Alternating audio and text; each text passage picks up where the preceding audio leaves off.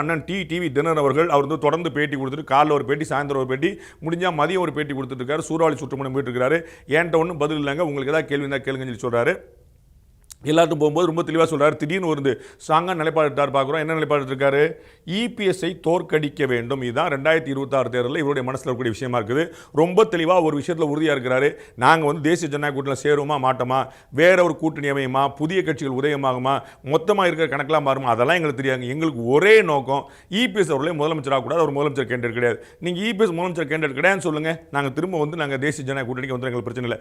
எங்களுக்கு ஒரே குறி என்ன, இபிஎஸ்ஐ தோற்கடிக்க வேண்டும் அப்படிங்கிறது ரொம்ப தெளிவாக இருக்காரு. அதில் வந்து காலை மாலை 3 வேளையுமே கேட்டாலும் எந்த வேலையில் கேட்டாலும் ரொம்ப தெளிவாக பதில் சொல்லக்கூடியதாக இருக்குது. பார்க்குறோம். நம்ம அடுத்த பார்க்குறோம் திரு ஓ பன்னீர்செல்வம் கிட்டத்தட்ட அதே தான்.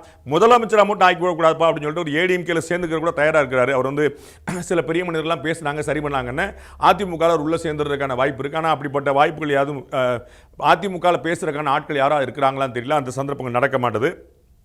அதனால் வந்து திரு ஓ பன்னீர்செல்வம் நினைக்கிறாருன்னு இபிஎஸ் முதலமைச்சர் ஆகிட்டாரு அப்படின்னா பெரிய சிக்கல். அதுக்கப்புறம் வந்து கட்சியில் நம்ம வந்து உள்ள வர முடியாது. ஒன்றும் ஜெயிச்சிட்டாருன்னா நம்ம உள்ள வர முடியாது. அது கடைசியில் முடிஞ்ச மாதிரி ஆயிரும்.